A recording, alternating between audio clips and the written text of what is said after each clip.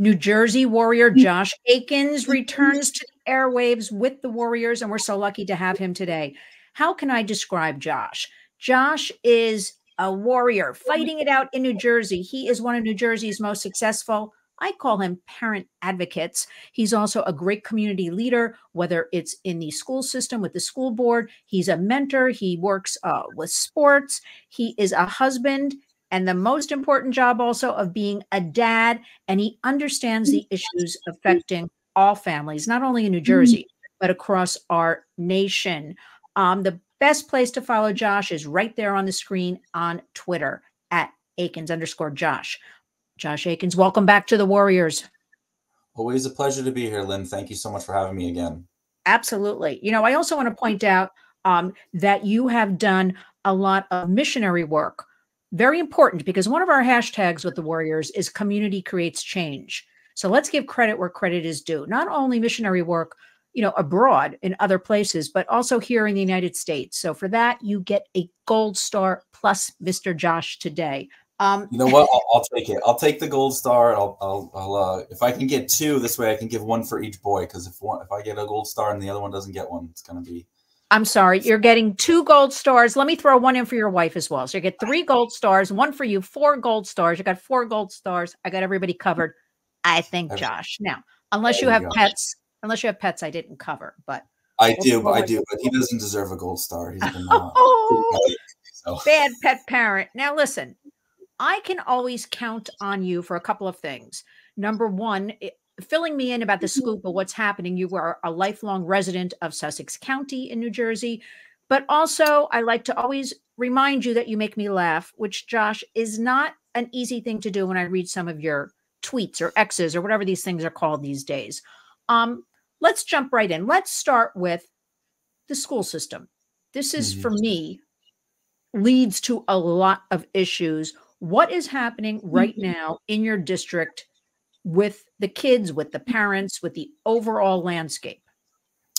You know, my district is pretty easy to deal with, but I'm getting a lot more stories around the state from school districts that are removing the don't tell the parents about a child's personal decisions policy, which we found out was recommended. Originally, everyone believed it was mandatory. There's 2 school districts currently in the state that are being sued by the state for getting rid of that policy. But other school districts are just saying, to heck with this. It's not mandatory. So why should we have to have this? We've never had it in the last 100 some odd years of public education in New Jersey. Why do we need to have it now? And the other side saying, well, you guys are going to get sued for not having this policy. I said, well, you know, a lot of the argument is, well, we've never gotten sued before for not having this fake policy, this not mandatory policy. So why do we have to have this on the books? And that seems to be where we're at. But a lot of other school districts are now realizing this is just creating more hassle having this on the books. Let's just get this off. It's not mandatory. It doesn't hurt the district for not having it. So let's just get this out of here. So, and that's a good thing. Sounds like a good thing to me. Now, I was reviewing your Instagram account, your IG, as the kids say. Again, everybody. Well, it took me, now I know, Josh, but like maybe 2 years ago when people kept saying IG to me, like in my folk, it took me a minute to catch on. They mean Instagram. Okay. But I'm there now with everything, the IG accounts. But I recommend everybody follow Josh also on Instagram. It's the same handle, after Josh, though, _New Jersey. Now, let me just read this to you. I want you to explain this, which you recently posted. The progressive policies pushed out by Trenton over the last few years, funded by dark money special interest groups, has led to increased child luring and eventual sexual trafficking crimes throughout the state. This is why the parental rights movement pushes back so hard against keeping them in the dark about what is going on with their children. State government is and has always been a dysfunctional mess, and we sure as hell don't want them raising our kids. I'm just going to give the floor to you, Josh, because I could say a lot, but you're the guest. So what is happening in my beloved New Jersey, my home state? Well, I think that I actually believe that this is happening all over the country, but yes. I can speak New Jersey because I know a lot of folks that are in law enforcement. And what they're seeing is they're getting called to all of these situations where there's kids that are being lured in by these apps these messaging apps that they have, game apps on their phone, game apps on their PlayStations or Xboxes or whatever they play these days. I don't know what the kids call it. But it's essentially these predators that are luring them and can, you know, oh, I'm a 13-year-old. Let's go hang out. We both play this game together. Let's hang out. And these are the same apps. Some of these apps are being pushed by progressive policies. Like, oh, if you want to keep this away from your parents, go on this app or go on that app. They can't see this chat that's happening. It's encrypted chat and your parents can't get into your phone. You know, that type of stuff is going to lead kids down this path where there's sex trafficking happening. And it's been happening for a long while. Like, sex trafficking is nothing new in this country. However, I believe that there's a boom in that industry, unfortunately, and it's sick and disgusting. And that is why we want parents and to be involved in the school district, to be involved in pushing back against this stuff. You know, there's even some school districts I know where parents are, you know, this is sort of an honor system, right? Parents of a certain class, you know, let's say they get together in kindergarten or first grade, all the parents will sit there and say, like, look, we don't want to give your kid no phones until 8th grade or no phones until high school, Mm-hmm. you know, just to try to protect these kids from this. And no one's trying to prohibit kids from learning the world or protect them from, you know, the big bad world and saying, you know, they're never going to have to experience this stuff. No, but what we're trying to do is make sure that it comes at them at a pace that is digestible for them. You know, with this trafficking stuff, I believe you had a guest on, Kristen, also from New Jersey, yeah. Kristen Cobo. You know, she brings this up too, that, you know, the desensitizing of children, what it's doing to their minds, it's altering the chemical balance of your dopamines and all of this stuff. And it changes the way they go and seek pleasure. They go and seek joy and happiness. And they're trying to, and these predators will wrap all of that around into what they want. And the kids are too naive to understand what's happening. And that's just because they're not experienced in life. I mean, we all have been duped one time or two times in our lives before, but most of the time, hopefully it wasn't, you know, harmful or detrimental to your physical being. You just kind of said, oh, you know, that guy got me for one, you know. But these kids these days, they're actually, you know, finding themselves in a, you know, if they're from Morris County, they're finding themselves in Elizabeth or Newark, you know, at some house where this person is not this person that they said they were going to be, with intent to harm this child permanently. You know, Josh, exactly what you just laid out is core for us at the Warriors, key to discuss that issue. There's so much we can talk about this issue alone. We do have a well-documented youth mental health crisis, and the predators are winning. Those are the facts. I work in our state capital of Albany and also in DC a lot with policy. The truth about all of this is it's at a standstill. That is the truth. And that is why it is so important for the communities to come together. I like the idea of parents coming together. We do work with a lot of groups across the United States. Delay is the way. They have to come together, though, parents and guardians in a group, in numbers, or also school districts, you know, ban the phones, no phones during the school day. You check your phone in the morning, you pick it up after, at least for that block of time. The kids are able to socialize, study, interact with each other and their teachers. So these programs are taking off ever so slightly. What about your school district? Has this been introduced at all? Because we're finding it proves very effective where we do get it going. Of course, there's nothing federally you can do about any of this. It's a school by school or school district by school district where we could take the phones out of the classrooms. Any talk about that? So we actually partnered with Secret Service. They came in and gave a free presentation to our, first they did it for the kids, and then they did a second session for just parents, opening the eyes of like what you need to look for, apps that you might find suspicious. And they do this free of charge. So if anyone needs, you know, that information, they could reach out to me. I can get you connected with them because they've done a couple other districts, and we're going to have them come back every year because I think that stuff is important. A lot of parents, you know, while some of us are technologically advanced, a lot of parents are clueless of what is actually happening out there. And it's an open universe, you know, when it comes to the internet. Anything can happen and anything can be said, and they can get to your kids in any way possible. Even on like the most, you know, mundane app that is out there. If there's a messenger feature, you know, they tell you shut that stuff off, you know, go into your kids' phones and shut that off, and remove their ability to change that back, or have controls of their phone or their computer remotely from your phone or computer, so they can't, so you can monitor what they're doing. But, you know, this person, he gave a wonderful presentation. It was eye-opening. The only thing I was upset about was there was not enough people at that. You know, I would have thought every parent of our school district would have been there. We had maybe about a quarter of that. So hopefully we'll continue to grow that, at least in my district. But I know other districts heard about it and they reached out, and they're having them come to them as well. Josh, I love hearing that because, you know, if one person shows up, it's a success. This is how far behind we are with all of this. And it has to keep like brainwashing, going back, teaching. I love the FBI is doing it, Secret Service, about what is actually happening, because we have such a rash of this sextortion going on, especially among teenage boys.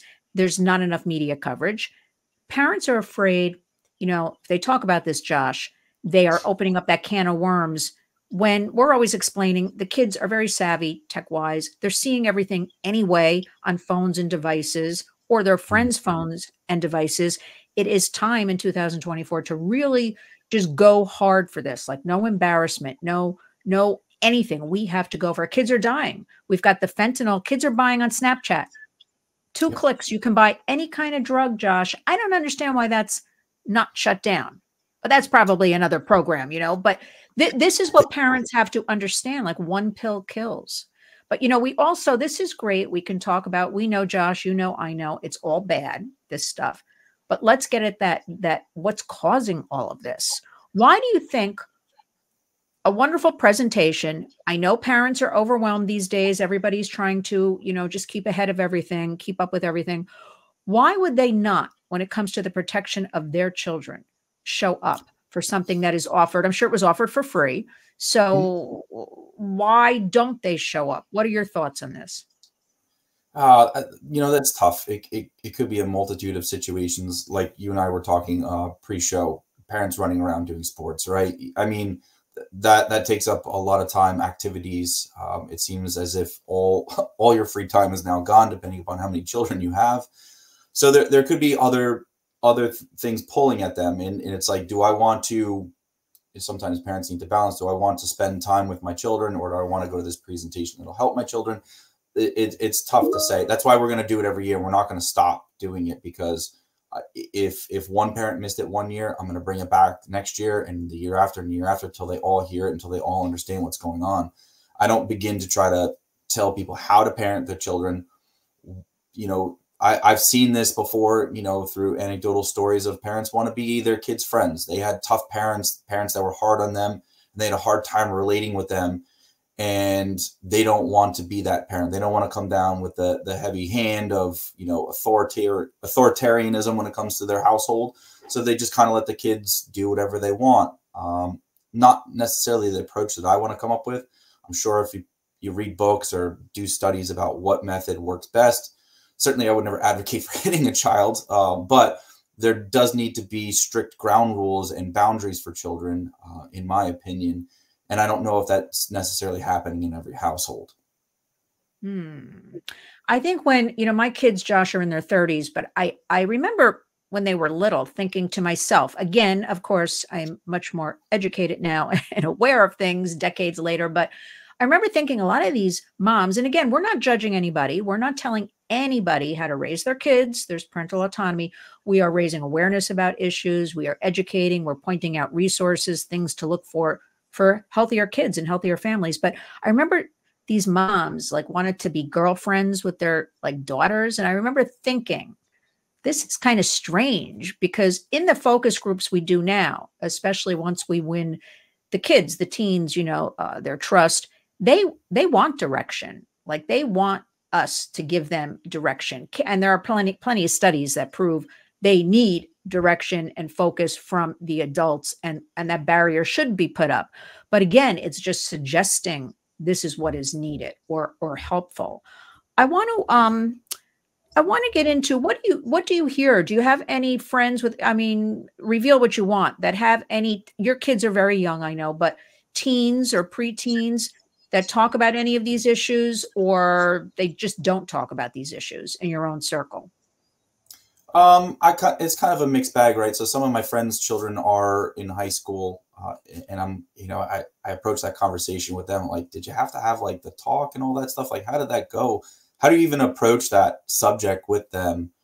And same thing with like internet. I became good friends with the gentleman from the Secret Service who was giving the presentation. His children are roughly about the same age as mine, and we were talking about internet activity, and he's like, my kids all have their own iPads. I'm like, mine don't. We don't have TVs in their room. So anything that they're watching, we can see what they're doing. Now, my kids are young and they'll watch some of the, I'll say some of the dumbest stuff I've ever seen in my life. But if they find it entertaining and it's harmless, I'm okay with it, at least for the moment. I'd prefer them to be outside. I don't think kids go outside enough anymore, but that's a whole other subject area that we don't have time for. So it is mixed. Some parents, they'll take a hands-off approach and they'll let the kids, make the first mistake, and then they'll come down on them. Other parents will watch them like a hawk. I don't necessarily like that either, that helicopter parent approach. And then, there's another set of friends of mine that, their kids will have open lines of communication with them. And I think that kind of started at an earlier age, before the devices came into play. So when that child was younger, the 2, 3, 4 range, when the baby's starting to talk, that communication was set up early on. And they always had open communication with their children. And I always remember that they would tell them and have discussions, like explain things to them. And I feel like those kids are probably set up a little bit better to go on to these apps, to go online and play video games a little bit better than some of the other ones that were, I don't want to have that conversation with little Johnny or little Stevie because they're too young for that.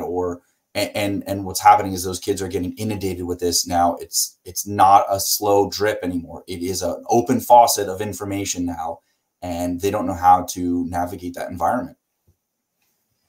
Listen, when and I have to thank you, Josh, because you retweet a lot of our Warriors information, and, just getting information out there is so appreciated. There's a blown war on children. Yep. And, around the world, but we're focused right in our own, backyards here, our communities, our United States. That is just it, that people have to understand. And again, right now, the predators are winning. The law is lagging behind technology.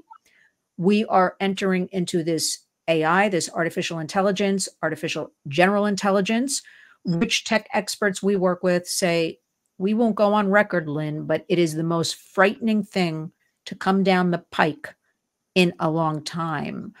Let me ask you, Josh, what, as a dad and young children, what keeps you up at night with all of these issues? What do you think is foremost? There's so many different things to discuss or happening on a daily basis. I compare it to kind of getting hit over the head with a hammer every day. We don't know where to go, which is the worst thing, because then people close the door. They don't want to know from anything. What do you think we should focus on if you were going to teach a class right now? What's the one thing for parents and guardians? Well, I think I'm not going to come up with something that is certainly not been considered throughout time. I always think about this, and my wife and I have this discussion of like, look at the world that we're bringing them up in. The world is not the same world that we were raised in, but I know that discussion has happened to every parent throughout time. Like, the world has just completely shifted, and it gets worse and worse as we move along here. But what we try to do is we want to make sure that they're rooted in values, and they believe in themselves, and they're confident in themselves. One of the things that we have to deal with, all this other stuff, we have that normal interactions between children, the bullying. I've had to have conversations with my oldest son, who was, has been bullied before. Nothing major, just the standard bullying, but it impacts his emotions. It impacts his interactions. And it's a conversation where I got to tell him, like, look, in this world, not everybody is sweet and nice. There are going to be people out there that want to hurt you, either physically or emotionally. You need to make sure that you're true to yourself and you understand. And I'm like, they called him, I don't know, whatever name they called him. And I asked him, like, are you that? And he's like, well, no. I'm like, well, then that. So it's just words. Don't give their words any power. And that so if I was ever going to teach a class to parents, I don't know why they'd ever listen to me, but if I was going to teach a class with parents, I would just say, you need to make sure that you have open lines of communication and discuss these things with them, because these topics are going to come. We have all these extra topics of AI, of internet, of all this technology that's happening, but there's still the root issues that are still there. These kids are going to go through things or see things that normal kids would see, that normal youths would go through. We all went through it, and they have to navigate through that stuff as well. And I just want to get them to that point where they can handle the basic things first, and then we'll work on these complex topics of AI. I mean, I try to wrap my head around AI. It is one of the most frightening things I've ever seen before. I've seen a number of presentations, either through my work or through some of the things you see online, but it's terrifying. And I don't know, it is as if no one's ever watched the sci-fi movie in the past and said, oh, this seems like a good idea. This always turns out so well for humans. But we're slowly marching towards that apocalyptic universe that has been described in so many movies of the past. It's terrifying. I think we're here, Josh. I think we don't realize we're in it. I hope we got a little more time. We're in it, but I like what you said about, again, I'm always trying to get, we know things are bad. We know there's a lot of people, we just, talking. We've got to get at those core problems, to intervene and protect. And I like getting in there. We need to build confidence in our children. We need to inoculate them. And I use that word, to build them up. Nobody's allowed to come after them, whether it's online, in real time, because we're also hearing up. Now, again, the media doesn't cover this, Josh. A lot of in real time attempted kidnappings are happening around this country, where the strangers are driving up and just trying to grab kids. So that's an increase. I'll just leave that for a moment.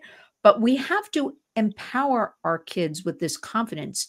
They come to us. They reveal to us, to a trusted adult, the parent, we have a lot of grandparents raising kids across the nation these days. And that's exactly what you said needs to be done. That, we teach the parents to do this. We teach the kids, come to the parents, come to the trusted adult, and then take everything else from there, because we know the vulnerabilities lead to so much exploitation.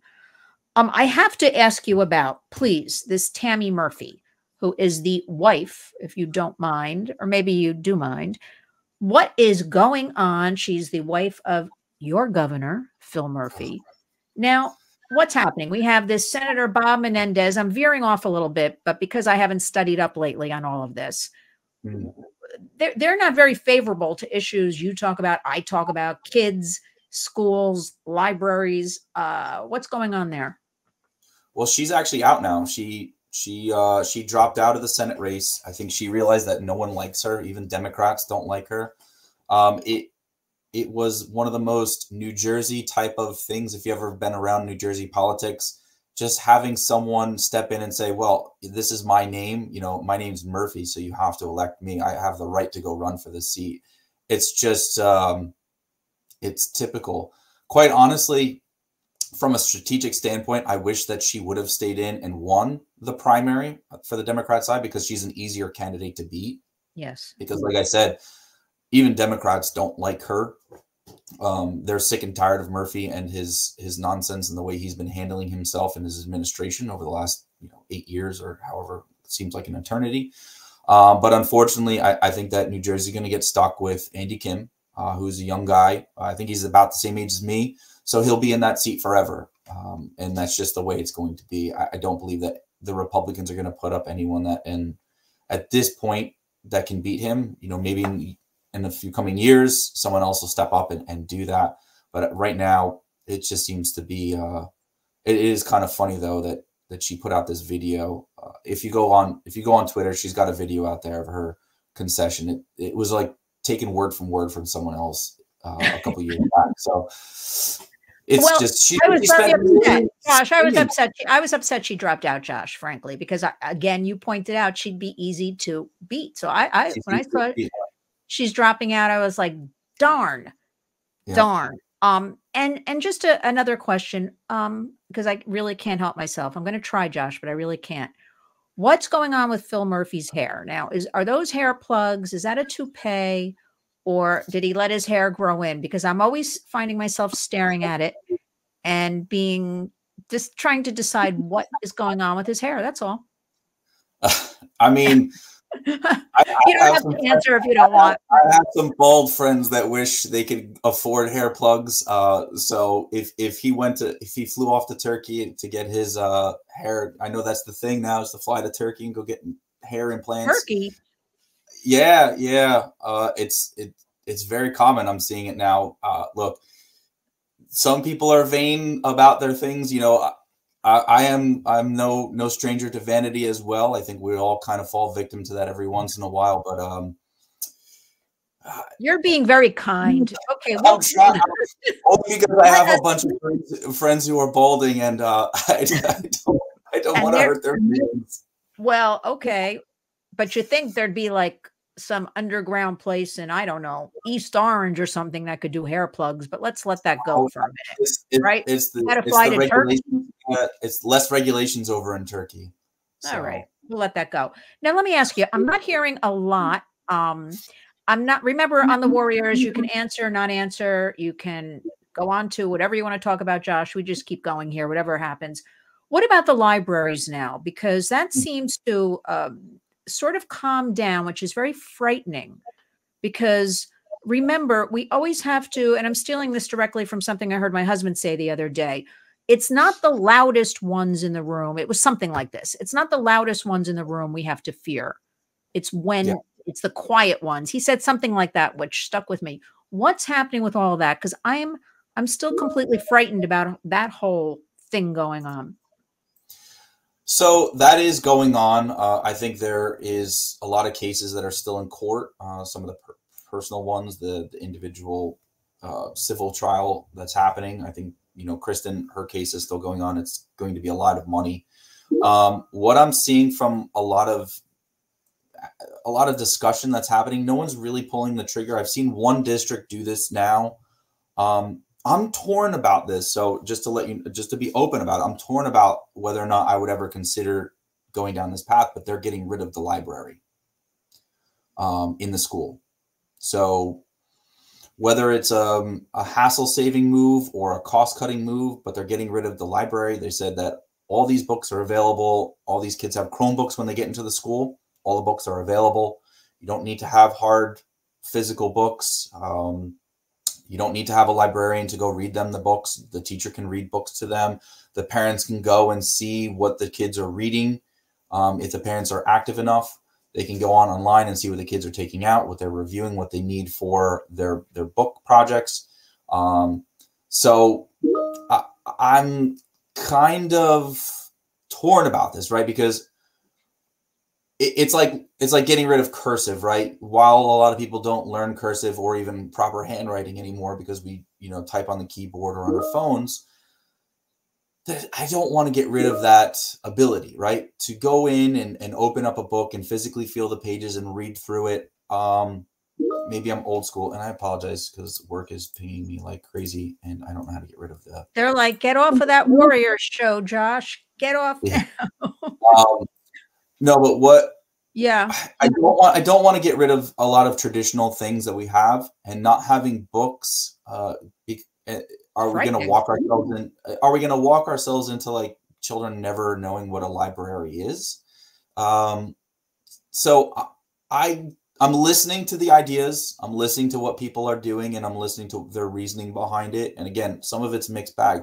Some of these districts don't have money, so they can't afford it, and they're saying, well, if I move the library to part-time, or I keep the library open but get rid of the librarian, anyone can go on and order books off of Amazon or whatever other app they use these days. It's not all that hard. You don't need to I don't know. I don't think it's all that hard, but maybe there is. Maybe I'm missing something because I'm not in that line of work.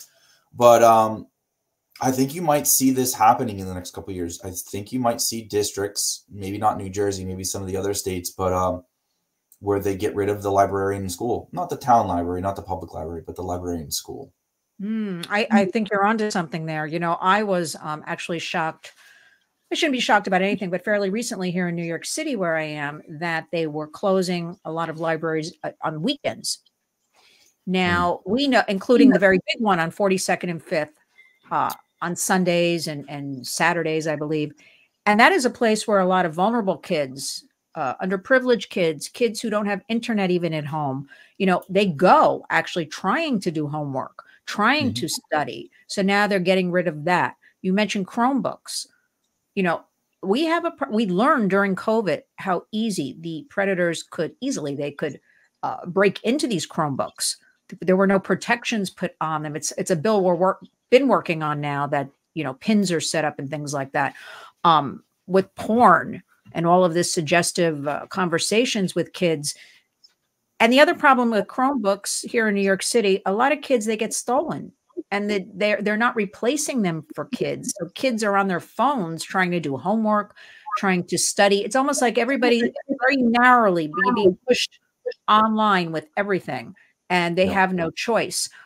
Very, very upsetting. I want to remind everybody, the internet overall, it's like opening up your front door and welcoming the world in. You would not allow strangers to walk into your home. So everybody should keep that in mind. Josh, finish up with us. Give us some final words. What would you like to leave us with?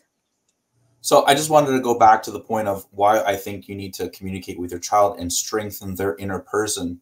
Is a lot of these predators will find vulnerabilities in each individual child themselves, right? Whether, they don't get enough attention from mom or dad, whether they're loners, whether they, anything that they have, any insecurity that we all have, whether it's conscious or subconscious, if you don't strengthen your child's resolve or understanding of their own person, these predators will manipulate that to the nth degree to get what they want. That is what they do. There is no logic behind what they're doing. There's no reason. There's no morals or ethics. They want what they want. They want to take these kids down because they see them as profit, or they see them as objects that they could use. So the one thing I keep saying, one thing I always tell my boys, like, I love you so much. Please tell me what's going on. You are your own person. Anytime they face struggles, I tell them, like, look, you can face these struggles. You're going to have emotions. You're going to have outbursts. I said, but go back to knowing who you are. And then you'll have the ability to assess the situation and come up with a better path forward than just reacting or lashing out. And so if any of my kids feel like alone or sad, we go and talk to them, we'll figure out the root problem with them. And a lot of times it's not going to be, what parents don't understand is, kid's not always going to come home crying, or kid's not going to always come home upset. What they might do is, you might say, hey, can you go get ready for bed? And they might just burst out in tears, or they might snap at you. And they don't know how to handle their emotions because they're young, right? They haven't been able to compute all of the ways to handle their emotions, to control their emotions, to get to the root cause. And we've seen this before with one of our boys is, he acts a certain way. And I know we both look at each other and say, what happened at school today? And we get to that conversation with him.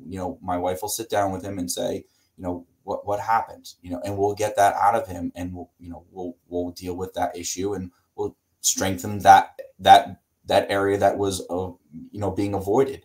So continue to communicate with your children. I mean, these are the most valuable things you have. They are your, I can't express, I try to tell people, I said, the greatest thing that's ever happened in my life it was becoming a parent. And I regret even considering when I was younger, it's like, I don't want to have kids. I don't want to do that.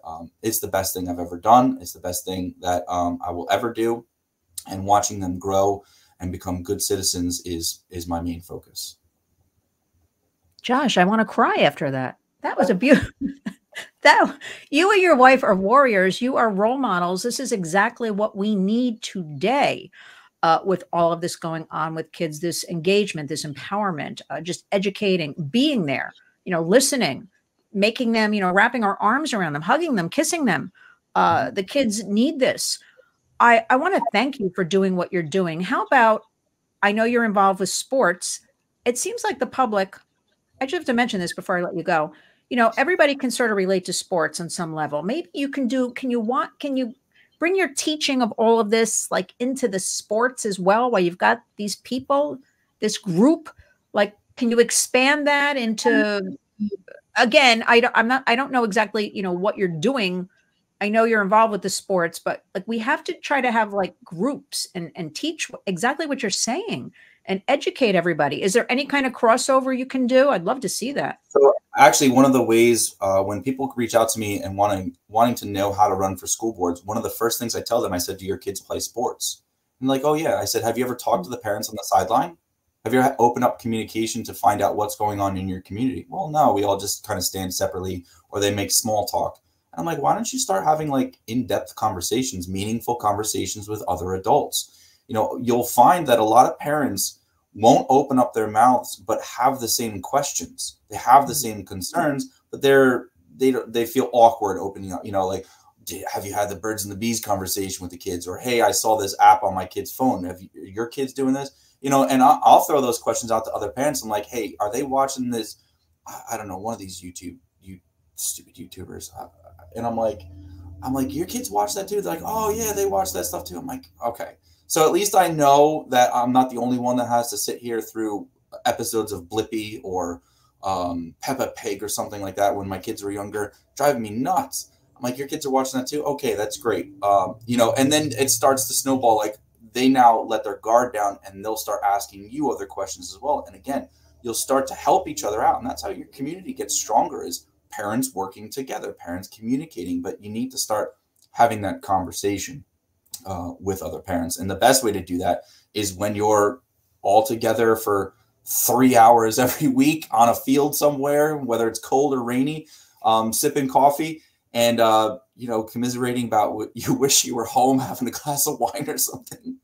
But this is the type of thing that we don't do anymore. And so I advocate for that as well.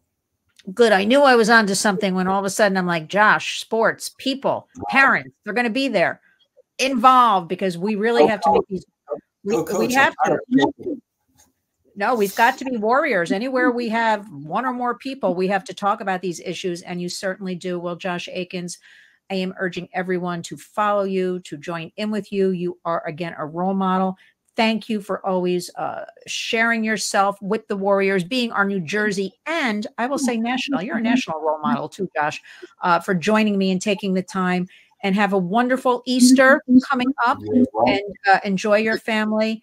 And thank you again for joining us. I am sure we will speak again soon. Of course. Be well, Lynn. Thank you. Thanks, Josh.